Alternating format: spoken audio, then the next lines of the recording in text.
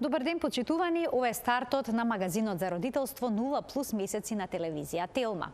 Кај децата од предучилишна и раната училишна возраст, едно од најчестите причини поради која што ненадејно почнуваат да криват на едната нога, не можат или пак одбиваат да одат, е изливот во колкот, познат како кокситис. За каква болест станува збор, што ја предизвикува, на каков начин се лекува?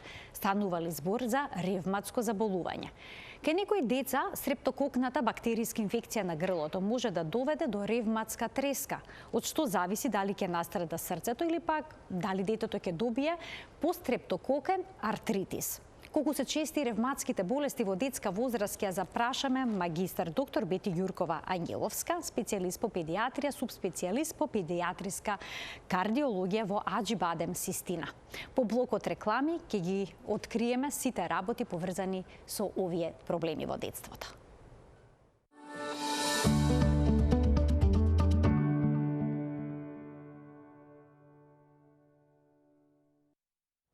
За ревматските заболувања во детска возраст денес разговараме со магистар доктор Бети Ѓуркова Ангеловска, специјалист по педиатрија, субспецијалист по педиатриска кардиологија во Аџибадем Систина. Докторке, добре ни дојдовте во студиото на Телма. Добар ден, добро ве најдов. Огромно задоволство ми е што сум ваша гостинка како лекар педијатар од клиничката болница Аџибадем Систина. И од особено задоволство ќе ми биде ако со моите одговори појаснам многу прашања и дилеми кај родителите. Ќе започнеме со една состојба што е релативно честа. Ќе се разбудат децата наутро и почнуваат да криват на едната нога, дури понекогаш одбиваат да одат. И ќе ги однесат родителите нивните деца на лекар, ќе добијат диагноза кокситис. Што е тоа? Кокситисот представува инфламација, поточно кажано воспаление на еден голем зглоб, како што е колкот. Меѓутоа, која е причината? Најчесто тоа е резултат на некоја друга инфекција во организмот. Тоа спаѓа во групата на така наречени реактивни артрити, односно тоа се воспаленија на зглобови кои што се јавуваат како последица на некоја инфекција. Обично на горните респираторни патишта, на гастроинтестиналниот систем, односно ентероколити или уринарна инфекција. И после извесен временски период, од 7 до 10 дена, децата стануваат наутро со болка во колкот, поточно не можат да одат. Некогаш се жалат и во коленото, докторке? Најголемиот број од децата се жалат на болка во коленото. Тоа е поради статиката на долниот екстремитет, така што тие болката, најчесто помалите деца до 3 годишна возраст, ја локализираат во пределот на коленото и во пределот на мускулатурата на предната ложа на надколеницата. А всушност се работи за проблем во колкот? Всушност се работи за проблем во колкот. Морам да кажам дека најчеста причина за реактивните артрити представуваат стрептококните инфекции. Најчеста бактерија која што предизвикува реактивен артрит е добро познатата бактерија бета-хемолитичен стрептокок од групата А, која што предизвикува група на инфламаторни заболувања, односно ентитети, на која што од едната страна е ревматската грозница, потоа постстрептококниот реактивен артрит, постстрептококниот гломерулонефрит, односно воспаление на бубрезите. Исто така, сакам да кажам дека во последно време се опишува една кондиција означена како пандас, или всушност тоа е постстрептококов постстрептококно неуропсихолошко пореметување кај децата после стрептококна инфекција. Тоа значи дека стрептококната инфекција како една убиквитарна инфекција, односно убиквитарна бактерија е бактеријата од групата на стрептококус, може да предизвика и такви пореметувања. Значи, тоа се неуропсихијатриски пореметувања кај децата и кај такви деца, значи исто така е битно и значајно, значи да се испита и тој сегмент. Сега за најчестата за најчестиот ентитет, тоа е реактивниот пострептококниот реактивен артрит. Всушност станува збор за имунолошка реакција. Како резултат на воспаление на горните дишни патишта, значи тука спаѓаат носот, грлото, се разбира, значи воспалението може да биде локализирано и во пределот на средното уво, се појавува имунолошка реакција во која што се преплетуваат и клеточниот и хуморалниот имунитет и настанува, значи, излив во колкот, најчесто во колкот. Со тоа што сакам да кажам, дека во тој излив кој што се наоѓа во колкот, таа бактерија не е присутна. Значи, станува збор за асептично, ние велиме асептично, односно воспаление во кое што не е присутен предизвикувачот. Како би го разликувале пострептококниот реактивен артрит од ревматската треска? Тоа се всушност два ентитети кои што се резултат на иста бактерија. И пострептококниот реактивен артрит и ревматската треска се инфламаторни заболувања кои што настануваат после извесен период од горно-респираторна инфекција предизвикана од бета-хемолитичен стрептокок од групата А. Меѓутоа, постои една низа на спектарот, значи постојат варијанти, постојат ситници со кои што би можеле да направиме разлика. Што ќе биде од особена важност, значи родителите да се упатат на некој начин дали станува збор за ревматска треска или станува збор за пострептококов реактивен артрит. Ревматската треска е акутно заболување кое што најчесто ги афицира децата од 5 до 15 годишна возраст.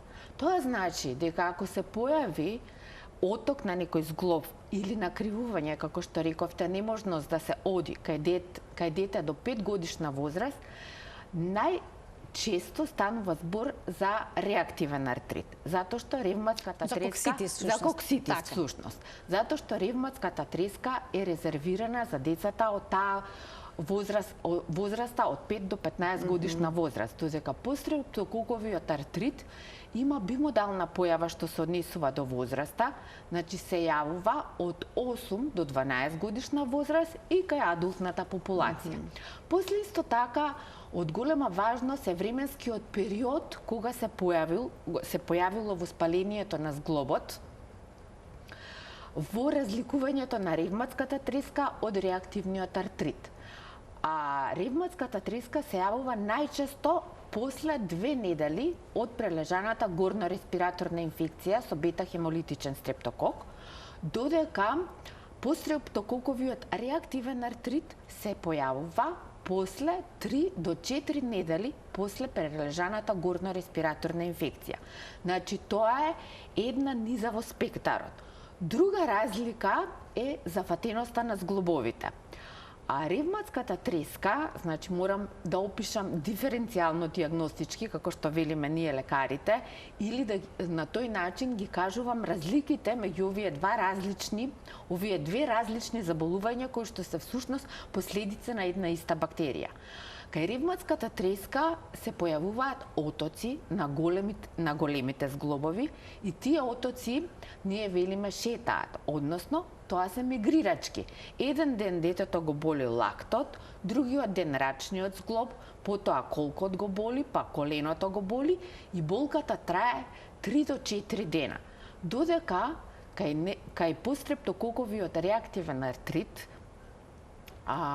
постои симетрична појава на воспаление на зглобовите или двата лакта, двата рачни зглоба, може да бидат зафатени и помалите зглобови, двата колка, значи коленото, и карактеристично е тоа што ова воспаление на зглобови трае подолго време и нема така добар одговор на нестероидните антиревматици, односно тоа се лековите кои што ги даваме за да се смири болката. За да се смири болката, меѓутоа тие имаат и антивоспалително дејство. Најчесто применуван лек од групата на нестероидни антиревматици е со генеричко име ибупрофен или широко познат како бруфен. Кога ќе се даде бруфен кај дете кое што има акутна ревматска треска, болката поминува за 1 до 2 дена. Ние велиме најчесто за 48 часа. За разлика од акутната ревматска треска, детето кое што има подстрептококов реактивен артрит нема да одговори така добро на нестероидниот антиревматик како што ќе биде детето со акутна ревматска треска. Доктор, коксити се јавува само поради стрептококна инфекција или пак може и вирусната инфекција да доведе до излив околу ковида? Ова за што говорев до сега е по стрептококовиот. Тоа спаѓа во групата на реактивни артрити, што значи дека голем број на бактерии и вируси можат да бидат предизвикувачи на артрити, односно тоа се реактивни артрити или би рекле акутни ревматски отоци. Тие спаѓаат во групата на акутен ревматизам, не оставаат последици и покрај тоа што лекувањето секогаш е подолготрајно. Трае околу 4 до 6 недели, меѓутоа настанува комплетно повлекување, комплетна ресорбција на изливот во зглобот, така да после реактивниот артрит детето е сосема здраво и може постепено да се вклучи во сите физички активности кои што ги имало и предходно. Дали лесно се диагностицира сето ова? Што треба да направат родителите доколку нивното дете наутро стане по неколку недели по прележувањето на нека горно-респираторна инфекција не може да оди? Кому да се обратат? Родителите треба да се обратат прво на матичниот лекар. Од голема важност е да ги кажат анамнестичките податоци, значи пред колку време детето имало некоја акутна инфекција.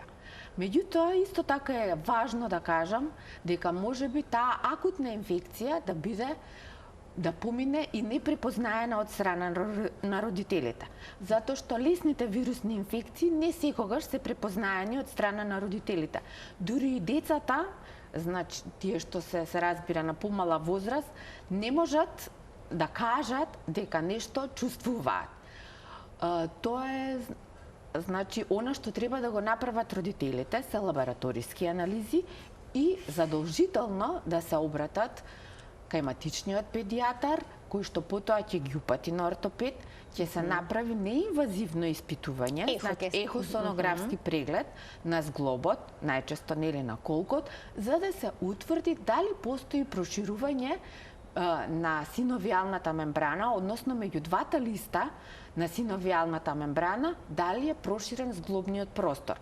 Меѓу двата листа на синовијалната мембрана на колкот постои нормално одредена количина на течност, таа е во физиолошки граници и по пат на ултрасонографскиот преглед би се утврдило дали тој зглобен простор е поширок отколку што е нормално, односно физиолошката големина.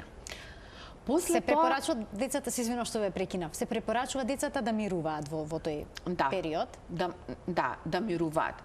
Само се извинувам, заборавив да кажам дека исто така е многу важен и објективниот преглед од страна на педијатарот. Движбите кои што се изведуваат во колкот, кога ќе почнат докторот да ги изведува пасивните движби и да постои најмало количество на излив во зглобот, внатрешната ротација и приближувањето на зглобот кон другата страна секогаш ќе биде проследено со болна осетливост. А треба ли да се направат крвни анализи? Треба да се направат крвни анализи. Она што родителите го испитуваат АСО, АСТ, секако антистрептолизинскиот титар, значи тоа е АСО и тоа е резултат на една имунолошка реакција која што настанува во организмот на секој човек како резултат на контакт со бактеријата. Тоа е значи компонента на бактеријата спрема која што се развиваат антитела. Можат да се испитаат и други антитела, затоа што бактеријата има и други антигени спрема кој организмот на детето или на човекот создава антитела, меѓутоа најчесто се испитува антистрептолизинскиот титар. Важно е да кажеме дека антистрептолизинскиот титар во моментот може да не покажува покачена вредност. Нормалната вредност на антистрептолизинскиот титар е до 250 интернационални единици. Пикот на антистрептолизинскиот титар, ако навистина станува збор за реактивен артрит кој што е предизвикан од бета-хемолитичен стрептокок од групата А, е после втората недела, значи втората до третата недела. И поради тоа е потребно лекување. Значи лекувањето на инфекцијата, меѓутоа со тоа што даваме антибиотик од групата најчесто на пеницилинската група се лекува инфекцијата, за артритисот се даваат нестероидни антиревматици. Со тоа што антибиотикот ќе делува на инфекцијата предизвикана од бактеријата, меѓутоа не може да спречи повторна појава на артрит. Тоа значи дека секој дете, значи секој човек си е индивидуа сама за себе и си има своји генетски предиспозиции. Секој човек е генетски предиспониран кон одредени болести. Сега конкретно разговараме за реактивниот артрит. Има деца кои што на секоја респираторна инфекција развиваат реактивен артрит. Меѓутоа, и многу пати да се случи реактивен артрит, тоа не значи хроницитет, тоа не значи ревматоиден артрит, и поради тоа ги охрабрувам родителите да имаат верба во лекарите, значи во педиатрите, редовно да ги почитуваат препораките на педиатрите, да ги спроведуваат анализите, особено да ги почитуваат препораките што се однесуваат на физичката активност во тек на акутната фаза, за да на крај заврши болеста со комплетно оздравување или резолуција, после што детето ќе има нормален квалитет на живот без никакви ограничувања во физичката активност. Го споменав мирувањето, бидејќи малите деца не може родителите да ги убедат, не може да ги убедат да бидат мирни. Доколку скокаат за време на кокситис, ќе си направат ли некаков проблем со процесот на оздравување? Ние велиме мирување, значи без трчање, скокање, возење на велосипед. Се разбира дека малите деца не можат, имаат активности кои што мора да ги изведуваат и не се свесни да ги почитуваат препораките од родителите. Тешко е да лежат во кревет. Тешко е да лежат, се разбира дека е тешко, меѓутоа сепак треба, значи, да се насочи нивното внимание кон други активности, за да може тој временски период да се помине во едно релативно мирување.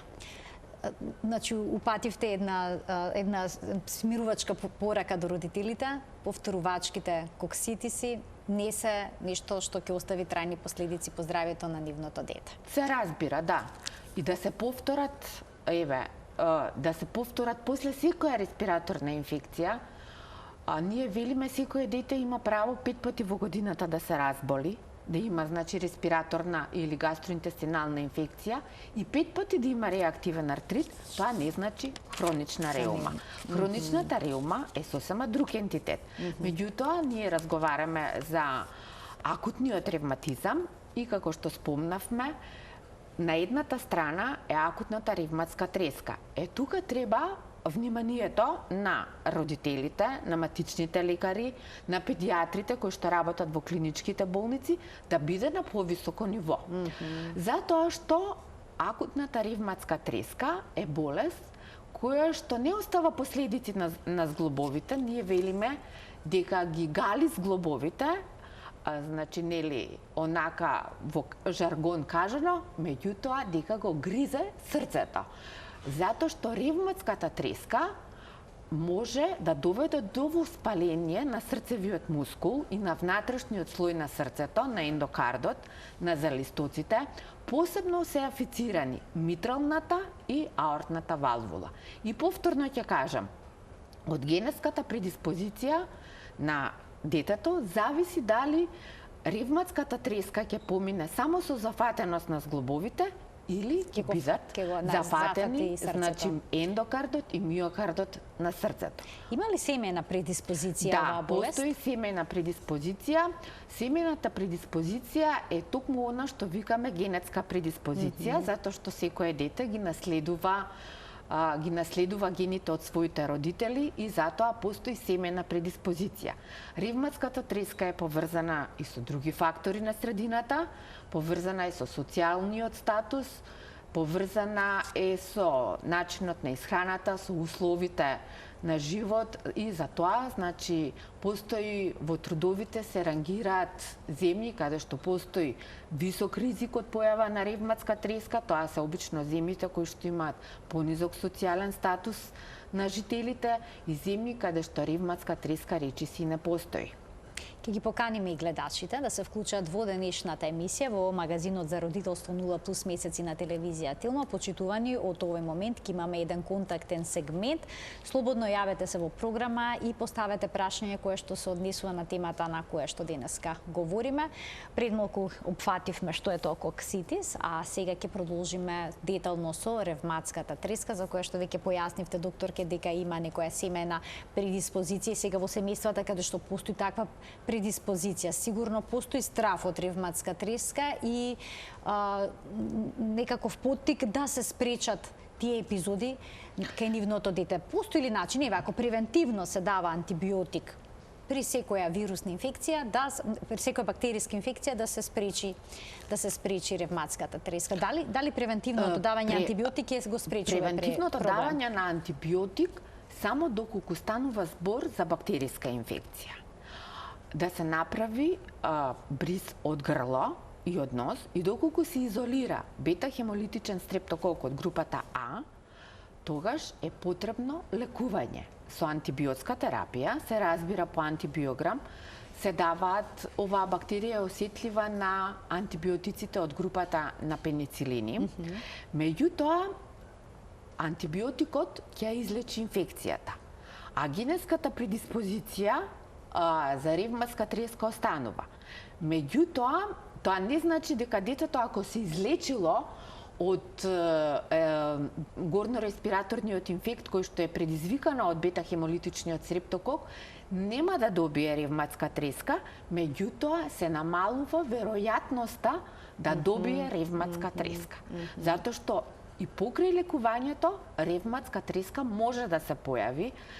Може да кажам дека и ние лекарите последните години без оправдани причини ја занемаривме ревматска треска. Ревматската треска е болест која што постои во нашата земја и треба да бидеме, значи, будни кога ќе пред секое дете, значи со максимална внимателност да се посветиме кон лекувањето и кон појавата, значи, на овие отоци кои што се појавуваат. Меѓутоа има, нели, карактеристики своји. Веќе ги споменавте. Да, ги споменавме карактеристиките. Значи, зглобовите? Тоа е мигрирачки оток. 2 дена отокот трае на еден зглоб, па на друг зглоб и тоа мора да има оток, доктор? Мора да има оток, проследено со болка. Да, мора да има оток со сите знаци за воспаление. А доколку е зафатено и срцето, но со срцевиот мускул, какви симптоми ќе се јават? Затоа секое дете кој што има мигрирачки артритис треба да мирува. И да мирува и да биде прегледувано од страна на педијатар со секојдневна аускултација на срцето. Може да забележиме појава на нов шум кој што претходно не сме го слушале. Секој ново откриен шум не упатува на тоа дека најверојатно станува збор за ендомиокардитис. Се разбира, битен е и аспектот на детето и поради тоа треба да се направи електрокардиограм и ехокардиограм, односно да се упати кај педијатриски кардиолог кој што ќе го следи, ќе ги прегледа, ќе направи, значи, внимателна аускултација, електрокардиограм. Најчеста појава на електрокардиограмот која што треба да ја следат педијатрите, тоа се промени во ритмот, тахикардија, брадикардија и појава на атриовентрикуларен блок од прва степен, А ново појавениот шум е најчесто шум на митрална инсуфициенција. Митралната валвула, значи валвулата која што се наоѓа на левата страна на срцето, меѓу левата предкомора и левата комора, е најчесто афицираната валвула и таа ја пропушта во тек на систолата, ја пропушта крвта во предкомората и тоа е митрална инсуфициенција.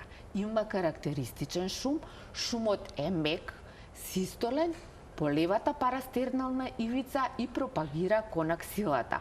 Тоа се основни карактеристики на шумот на митрална инсуфициенција, на најчесто значи афицираната валвула, меѓутоа исто така може да биде афицирана и аортната валвула, тука се јавува аортна инсуфициенција. Значи, при аортната инсуфициенција шумот ќе биде на базата на срцето, се аускултира во вториот интеркостален простор од десната страна и заради тоа што станува збор за аортна инсуфициенција, значи враќање на крв во тек на систолата, шумот е диастолен.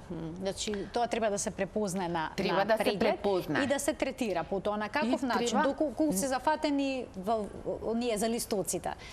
Има ли начин тоа да се лекува? Да, има начин, затоа што овие лезии на срцето може, значи ендомиокардитот, најчесто станува збор за воспаление на внатрешт на ендокардот на срцето и миокардот на срцето и срцевиот мускул. Меѓутоа, во одредени ретки случаи може да биде зафатен и перикардот и тогаш станува збор за панкардитис. Значи, основни препораки се мирување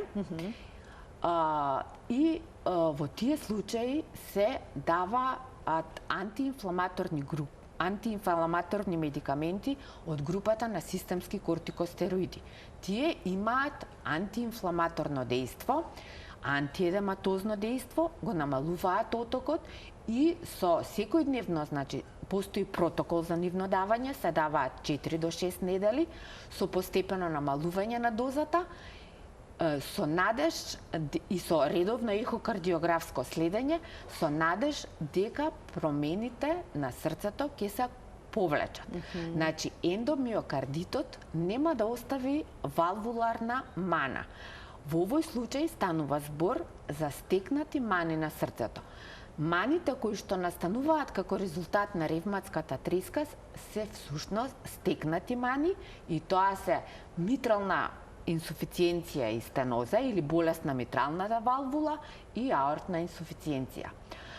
Меѓутоа, кај одреден број на пациенти се формираат мани, значи промените на залистоците се дефинитивни, така да е потребно долготрајно следење и понатаму, нели, транзиција кон адултни кардиолози кои што ќе проценат состојбата на пациентот и ќе го утврдат, значи, текот на болеста и лекувањето.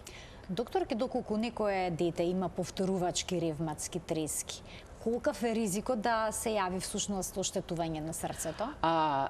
Бидејќи ќе се спречи една штурпа, третпат, но тоа доколку се повторува редовно. Едно дете кое што имало ревматска треска, за разлика од другите деца, има поголем ризик при повторна стрептококна инфекција да добие ревматска треска. А со секоја нова епизода на ревматска треска, поголема е веројатноста да има да се случи воспаление на миокардот и на ендокардот, односно ендомиокардитис, и тоа да доведе до дефинитивна мана на срцето. Токму поради тоа, секое дете кое што прележало ревматска треска, само со зафаќање на зглобовите, без зафаќање на срцето, се поставува на профилакса. Што значи тоа? Профилакса трае 5 години. Профилакса со пеницилински антибиотик. Значи мали дози на пеницилински антибиотик во текот на 5 години. Во тек на 5 години се спроведува пеницилинска профилакса со која што се намалува зачестеноста на појавата на инфекции предизвикани од бета-хемолитичен стрептокок од групата А. Додека децата кои што во тек на ревматската треска имале ендомиокардит, меѓутоа тој се повлекол, не останал последици, кај нив профилаксата трае 10 години, а кај пациентите кај кои што прележале ревматска треска и се формирале мани на валвулите, значи стекнати мани, кај нив профилаксата се спроведува според едни трудови до 40 годишна возраст, додека според други до крај на животот. Значи, она што не плаши, тоа е ендомиокардитот. Отоците на зглобовите кај ревматската треска се менливи, не остануваат последици во смисла на ограничена активност на зглобовите, меѓутоа ендомиокардитот доведува до дефинитивни промени. Тоа е за ревматската треска. Сега, другиот ентитет беше пострептококов реактивен артрит. Некој би се запрашал, зашто пострептококовиот реактивен артрит дали доведува до кардитис? Да. Утврдено е дека и кај деца или повозрастни пациенти кои што имале пострептококов реактивен артрит може да се развие кардитис. И поради тоа и кај овие деца кои што имаат пострептококов реактивен артрит е потребен ехокардиографски преглед и потребно е следење во тек на 1 година. Дали децата по одредена возраст ќе надраснат ова предиспозиција за ревматска треска или пак за кокситот? Во адултна возраст се јавуваат ли овие проблеми или се надраснуваат? Пострептококовиот реактивен артрит и ревматската треска, значи би се надраснале со созревање на имунолошкиот систем, меѓутоа многу е важна и средината во која што се наоѓаат децата, па и возрастните. Зашто се чести стрептококните инфекции кај децата? Затоа што децата одат во установи за предучилишна возраст, потоа исто така на училиште. Одат и доаѓаат во контакт со голем број на деца. Важен е податокот дека 15% од децата кои што значи одат во заедница се клицоносители. Постојат деца кои што едноставно кажано живеат во рамнотежа со бактеријата, која што кај нив значи не предизвикува болест, меѓутоа може да ја пренесат кај друго дете, кај кое што ќе предизвика некоја од овој спектар на пострептококови инфламаторни болести. Значи има деца кои што се клицоносители, но доколку некој дете клицоносител, а има предиспозиција за ревматска треска, да, ќе се јави проблем? Па да. Доколку само има присуство на бактерија без симптоми на болест. Без симптоми тогаш не. Тогаш нема. Значи мора да има симптоми на болеста, не доволно само да се изолира бактеријата во нос или во грло. Многу пати, посебно значи последниве месеци постои тенденција последниве месеци, нели додека траеше школската година, меѓутоа помалите деца се уште посетуваат установи за предучилишна возраст. Тренд е да се прават брисеви од грло и нос. Точно, се прават брисеви од грло и нос. Меѓутоа, секој позитивен бриз од грло и нос не значи болест. Како што и секој негативен бриз не значи дека детето нема бактерија. Тоа зависи од сензитивноста и од специфичноста. Меѓутоа, треба да биде и во корелација со клиничката слика.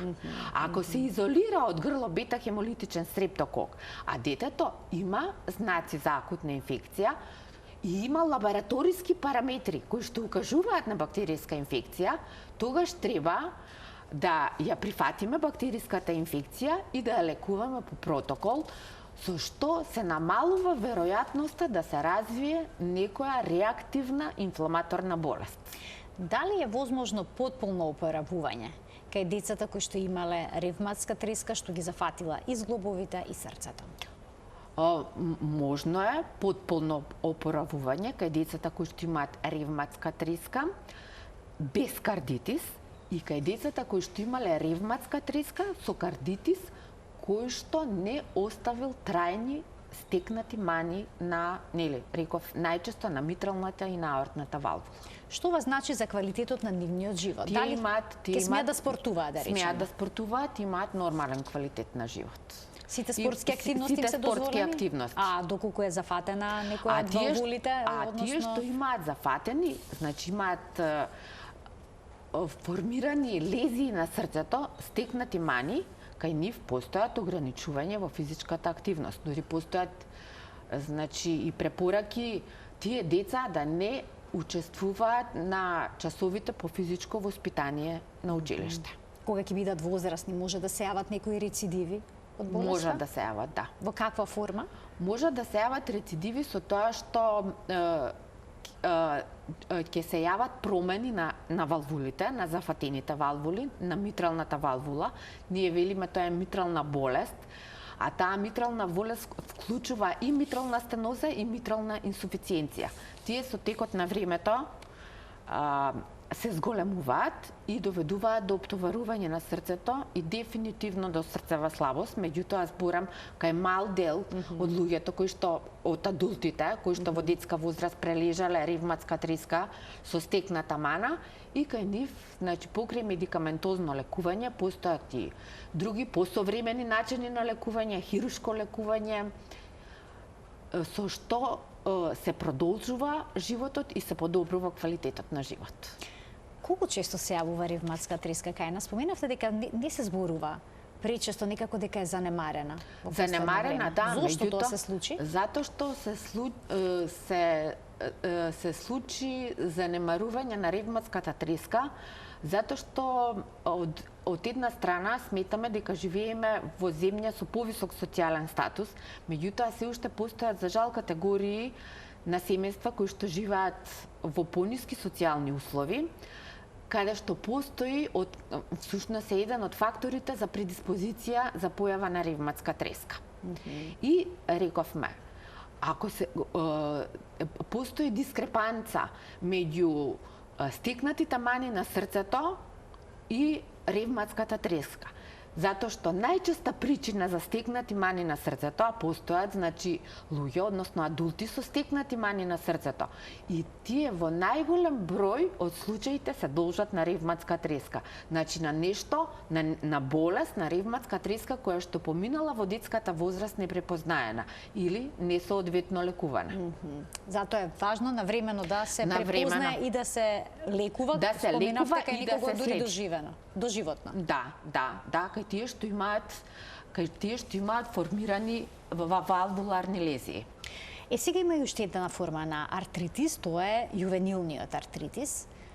Каков е пак сега тој артритис во детска возраст? Има врска со бактериски инфекции? Овие артрити за кои што зборувавме сега, тоа беше спектарот на артрити кои што се јавуваат после стрептококна инфекција или после некој друг тип на инфекција, реактивни артрити. Тоа значи реактивен. После некоја инфекција, најчесто на горните дишни патишта.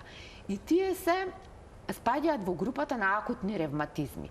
Акутниот ревматизам е ентитет кој што е акутен, самиот назив кажува акутен и поминува не оставајќи последици на зафатениот зглоб. Додека хроничниот или идиопатскиот јувенилен артритис, велиме јувенилен затоа што се јавува кај деца до 16 годишна возраст, е хронична болест. Тоа е хроничен ревматоиден артрит. Тоа е пандан на ревматоидниот артрит кај возрастните, меѓутоа постојат карактеристики кои што го разликуваат од ревматоидниот артрит кај возрастните и покрај тоа што постои современо лекување кое што е многу слично и кај децата и кај возрастните. Би кажала дека хроничниот или идиопатскиот или јувенилниот артритис е артритис кој што по дефиниција се појавува кај деца, односно кај и млади адулти до 16 годишна возраст и се карактеризира со појава на оток на еден или повеќе зглобови кои што трае повеќе од 6 недели. Тоа е дефиницијата. Некогаш и времето ќе ни покаже. За некои артрити може би сметаме дека се акутни. Кажав дека пострептококовиот реактивен артрит трае подолго време. Може би Тука е почетокот на хроничниот јувенилен артрит. Од таму е важноста, произлегува значи важноста на педијатарот да го следи детето, да го следи отокот на зглобот, да следи состојбата на детето и подобрувањето кое што се јавува со примената на нестероидни антиревматици. Затоа што секогаш лекувањето започнува со нестероидни антиревматици. Меѓутоа, ако отокот на некој зглоб трае повеќе од 6 недели, тогаш веќе имаме право да кажеме дека станува збор за хронична болест која што има има 3 форми, има повеќе класификации, лекувањето е долготрајно, меѓутоа никако не би ги обесхрабрила родителите кои што имаат деца болни од хроничен јувенилен артрит, кај кои што сме поставиле диагноза, затоа што постојат современи лекови, лекувањето е мултидисциплинарно, значи вклучени се педијатар, кардиолог, ревматолог, физијатар, офталмолог. Исто така лекувањето и ортопед се разбира, кој што игра огромна улога во лекувањето на овие пациенти.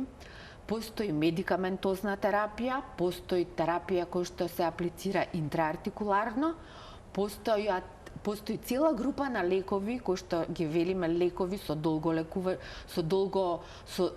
долголекувачки лекови, во кои што спаѓаат значи имуномодулаторните лекови, системските кортикостероиди, цитостатиците. Не треба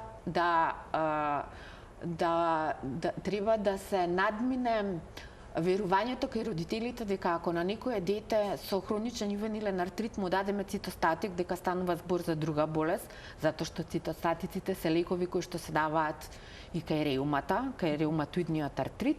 И се разбира, големата група на биолошка терапија, која што е достапна во нашата земја, постои голема група на лекови, постојат различни лекови.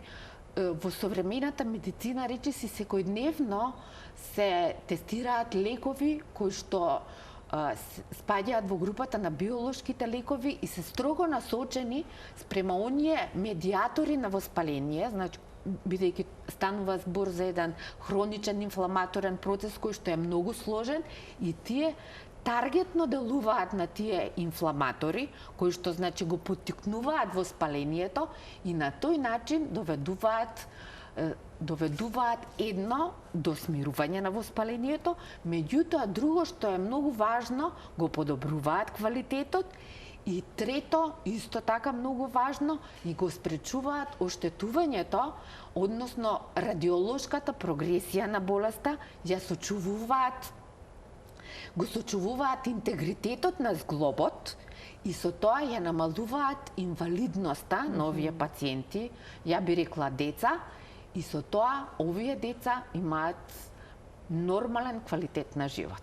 Значи, ревматските болести не се резервирани само за адултната популација, Така присутни си во детска возраст. Педијатрите треба навремено да се посомневаат кога ќе ги забележат со симптомите, но и родителите будно да ги следат сите промени во здравието на своето дете, за да можат всушност да насочат за што се работи. Така е, да. Затоа што секоја болест започнува акутно, меѓутоа тоа што не го знаеме, не ја знаеме и днината. Нешто што почнало како акутно може да заврши како хронична болест. Меѓутоа и тука, значи постои пристап, постои лекување. Јас особено задоволство ми е да кажам што и во нашата држава последниве 10 години достапна е биолошката терапија, таа е најсовремен тип на терапија и децата имаат нормален квалитет на живот. Јас ви благодарам многу за вашето денешно гостување и за разјаснувањето на бројните аспекти поврзани со болестите за кои што денеска зборувавме во детска возраст. Ви благодарам на вас, задоволство ми е што имав можност да ги кажам на кратко моите познавања и упатствата кон родителите и кон колегите за оваа област од педијатријата, која што има малку болести, меѓутоа има многу наука, има многу лекови и особено задоволство ми е да кажам што во нашата во болницата во која што работам достапно е лекувањето на овие пациенти и мултидисциплинарниот пристап на пациентите, односно на децата со акутен и со хроничен ревматизам. Ви благодарам уште еднаш за вашето гостување во магазинот за родителство 0+ месеци. Благодарам и на гледачите што не следеа и денеска со внимание. Почитувани, ова беше се во денешното издание. Се гледаме секој работен ден на Телма во 12 часот и 50 минути. Во понеделниците говориме за здравјето на нашите најмили, за здравјето на децата, а од вторник до петок се посветуваме на нашето здравје. До гледање.